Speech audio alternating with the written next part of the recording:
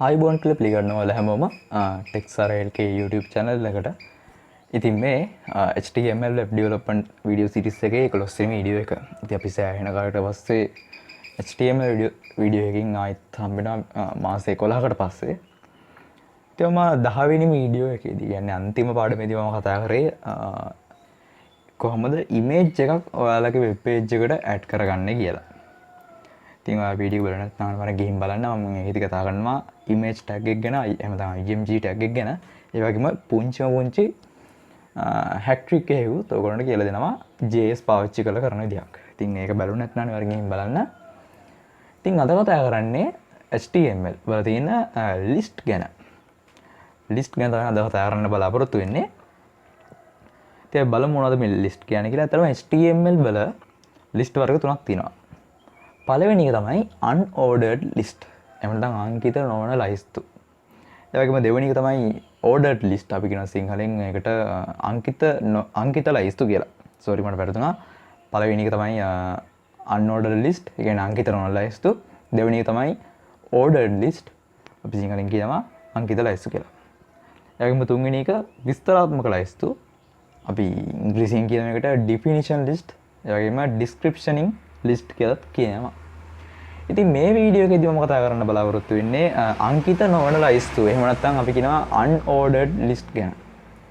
ඒ කියන්නේ කිසියම් පිළිවෙලක් නැතුව, කියන්නේ මොකද පිළිවෙලක් නැතුව නිකන් දාලා තියෙන list වර්ග වලට අපි කියනවා අංකිත නොවන ලයිස්තු නැත්නම් unordered list කියලා. ඉතින් අපි බලමු කොහොමද මේ එකක් මේ වගේ unordered list එකක් හදාගන්නේ කියලා. ඉතින් මුලින්ම list එක හදාගන්න නම් අපි main unordered list tag එක දෙන්න ඕනේ. ඒක තමයි UL unordered list කියන එක මේකේ තේරුම.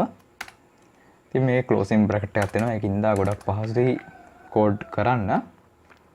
text ලියන්න අතරම. ඊට පස්සේ මේක save කරලා තින්න එකමට මට කිසිම output එකක් එන්නේ නැහැ. මොකද මෙතන list එකේ body එක හදාගත්තා වුණාට අපි list එකට display කරන්න item දීලා නැහැ. ඉතින් අන්නේ item හදාගන්න, කියන්නේ list item දීලා නැති හින්දා අපි දැන් මෙතන list item add කරන්න ඕනේ. අන්න ඒකට තවත් tag එකක් ඔයගොල්ලෝ දාන්න ඕනේ. ඒ තමයි li.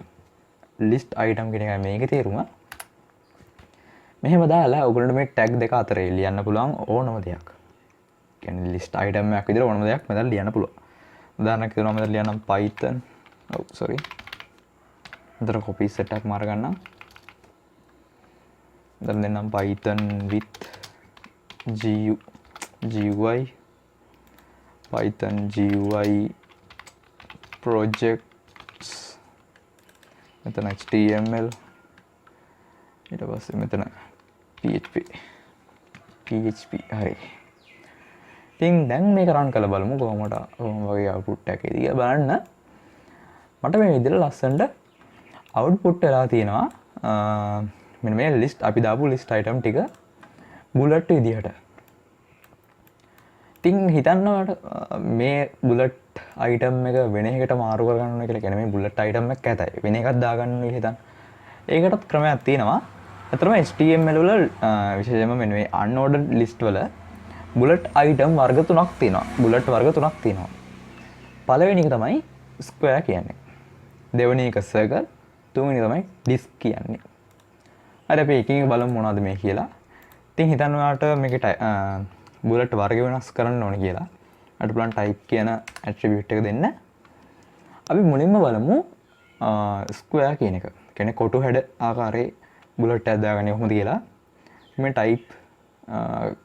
type කියලා ලියලා quotation දාලා මේක තුල ලියන්න ඕගොල්ලෝ square කියලා. SQUARE square කියලා type කරන්න. save කරලා refresh කරොත් ඔයාලට පේනවා මෙතන කොටු හැඩේ තමයි මේ bullet එක ඇවිල්ලා තියෙන්නේ. ඉතින් square කියන type එක වලට තේරෙන්නේ නැති කොටු හැඩේ bullet තමයි මෙතන වැටලා තියෙන්නේ.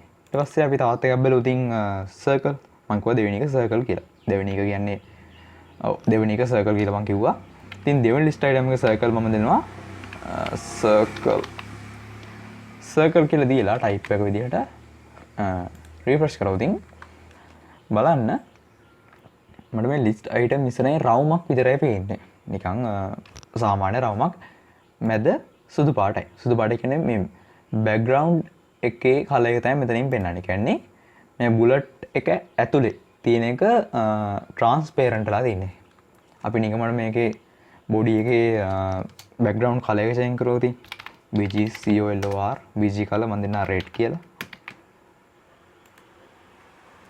බලන්න මෙන්න මේ ලිස්ට් බුලට් එකේ මේ සර්කල් බුලට් එකේ ඇතුළ රතු පාටලා තියෙන්නේ. ඒ කියන්නේ අපිට හිතන්න පුළුවන් මේ බුලට් එකේ මැද හරිය ට්‍රාන්ස්පේරන්ට් තියෙන්නේ. හරි මම මේක අයින් කරලා දාන්නම්. ඉතින් ඔයාලට මම හිතනවා මේක තේරෙන්නේ නැති කියලා මේ සර්කල් ටයිප් එක මම මේක ආයෙ රිෆ්‍රෙෂ් කරන්නම්. හරි. සර්කල් කියන ටයිප් එකත් ඔයගොල්ලෝ තේරෙන්නේ නැති. ඊට පස්සේ තමයි ඩිස්ක් කියලා එකක් තියෙන්නේ. sorry disc. ඩිස්ක් කියන එක හරිය ටයිප් කරන්න මෙතන K නෙමෙයි මෙතන C ටයිප් කරන්න ඕනේ. හරිද? මම මේක සේව් කරන්න. සේව් කරලා පස්සේ අර මුලින්ම කතා කරා වගේ කියන මේක දාන්න නැතුව අපි නිකන් ඩිෆයින් කරද්දිම තිබ්බා වගේ බුලට් හැඩයක් තමයි ආවේ.